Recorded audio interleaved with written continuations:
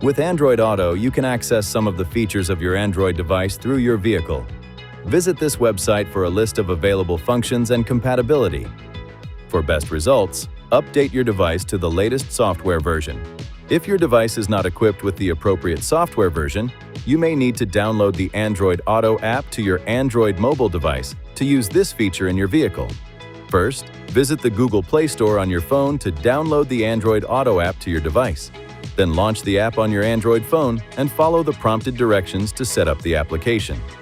Next, connect your Android device to one of these USB ports. You can also connect your device via Bluetooth by touching this icon, Connections. Then from the Device menu, touching Add Device.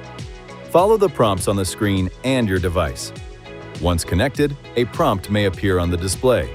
Touch Start Android Auto. Touch this icon on the launch bar to display a list of available apps and touch to select. Touch this icon, or an item on the launch bar, to return to normal vehicle functions. To disable or enable Android Auto, touch this icon, touch Connections, Device, this information icon, then Android Auto to set the setting to active or inactive.